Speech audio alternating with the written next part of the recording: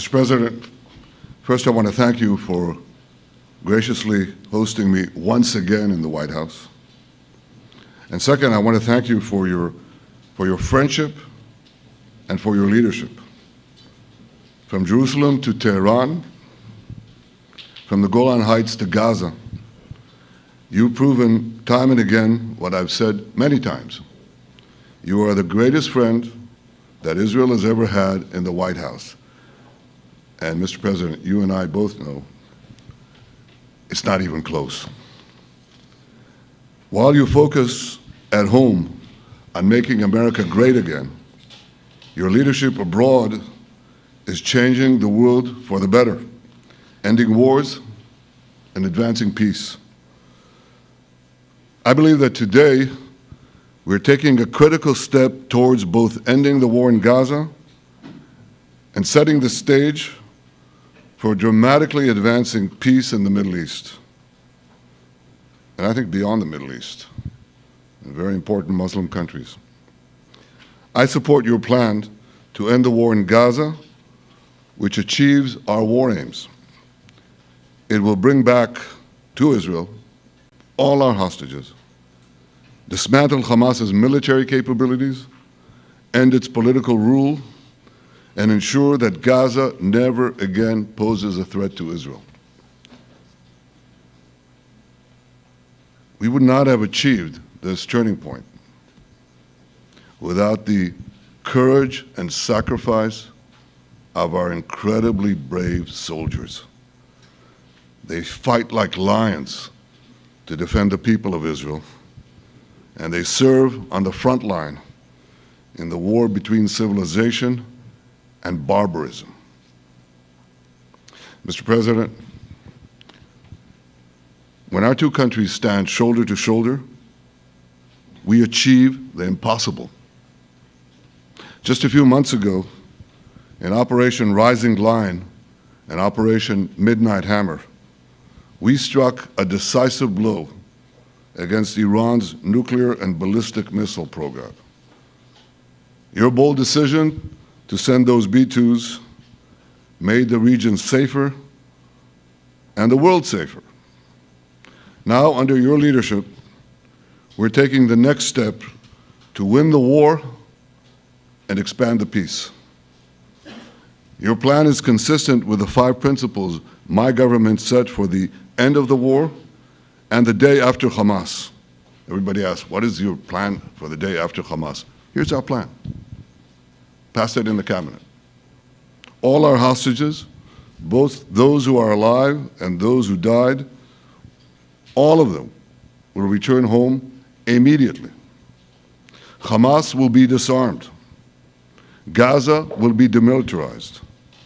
Israel will retain security responsibility, including a security perimeter for the foreseeable future.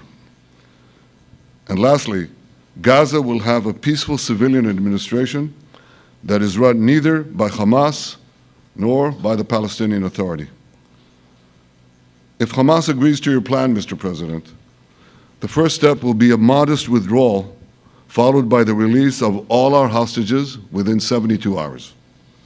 The next step will be the establishment of an international body charged with fully disarming Hamas and demilitarizing Gaza. I appreciate your willingness to lead the body, Mr. President. I really appreciate it because you have a lot of things to do, and this is important. And it reflects the confidence that this will give everyone, that things will be followed up on all the commitments made. The fact that you're taking this on, I think, helps a lot to make sure that everything flows in the direction that we want. Now, if this international body succeeds, we will have permanently ended the war. Israel will conduct further withdrawals linked to the extent of disarmament and demilitarization, but will remain in the security perimeter for the foreseeable future. I think we should understand that we're giving everybody a chance to have this done peacefully, something that will achieve all our war objectives without any further bloodshed. But if Hamas rejects your plan, Mr. President, or if they supposedly accept it and then basically do everything to counter it, then Israel will finish the job by itself. This can be done the easy way, or it can be done the hard way, but it will be done. We prefer the easy way, but it has to be done. All these goals must be achieved because we didn't fight this horrible fight, sacrifice the finest of our young men to have Hamas stay in Gaza and threaten us again and again and again with these horrific massacres. Mr. President, I was encouraged by your clear statement at the UN against the recognition of a Palestinian state. That would be an outcome that, after October 7th, would reward terrorism, undermine security, and endanger Israel's very existence. As for the Palestinian Authority, I appreciate your firm position that the PA could have no role whatsoever in Gaza without undergoing a radical and genuine transformation. In your 2020 peace plan, which you mentioned just now, you made clear what that transformation requires. It's not lip service. It's not checking a box. It's a fundamental, genuine, and enduring transformation.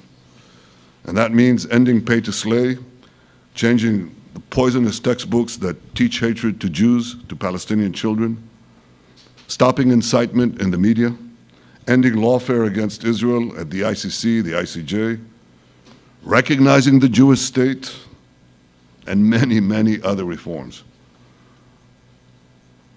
It won't come as a surprise to you that the vast majority of Israelis have no faith that the PA Leopard will change its spots. But rather than wait for this miraculous transformation, your plan provides a practical and realistic path forward for Gaza in the coming years, in which Gaza will be administered neither by Hamas nor the Palestinian Authority, but by those committed to a genuine peace with Israel. I think this can be not only a new beginning for Gaza, I think it can be a new beginning for the entire region. Under your leadership, we can re-energize, well, I've got to contribute my own, we can re-energize the Abraham Accords. That's what it's called in the original Hebrew, Abraham.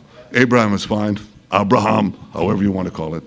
Under your leadership, Mr. President, we can re-energize the Abraham Accords that we forged 5 years ago. We can expand them to many more Arab and Muslim nations that choose moderation over extremism. I think there's an opportunity here. It's not going to be easy, it's tough going, but I think if we succeed, you're absolutely right. We're going to open possibilities that nobody even dreamed of. But I think we dream of them. As you've told me, Mr. President, and you've told the world many, many times, you said, remember October 7th. Remember October 7th. And we do. We will never forget the horrors of October 7th, and we will do whatever is necessary to make sure they don't happen again. Since October 7th, Israel's enemies have learned a hard truth. Those who attack us pay a heavy price, but those who partner with us advance progress and security for their peoples. President Trump just said it. It's also in the Bible. It says, those who will bless you will be blessed, and those who will curse you will be cursed. And that's actually what is happening. We want the blessings. I think we've done a lot in the past 2 years to end the curse. We're not finished, but we've done a lot. And we've done a lot together to end the curse. I want to thank your entire team for their efforts to get to this point. I especially want to thank Steve Witkoff and Jared Kushner for their indefatigable work to bring Israel and Arab states in the region closer together. I am deeply grateful to both of them for their work. We had a phone call today just to make it clear. I said to the Prime Minister of Qatar, Israel was targeting terrorists, wasn't targeting Qatar. And of course, we regretted the loss of the Qatari citizen, wasn't our target. And I very much appreciate President Trump's proposal to have a trilateral body, the United States, Israel, and Qatar, to work out respective grievances. There are quite a few. But if we could try to mitigate them or put it on a different footing, I think that'll be good for everyone. Above all the people, the fine team, and many helpers who've done this, I want to thank you, Mr. President. History has already shown that under your leadership, Israel and America can change the face of the Middle East.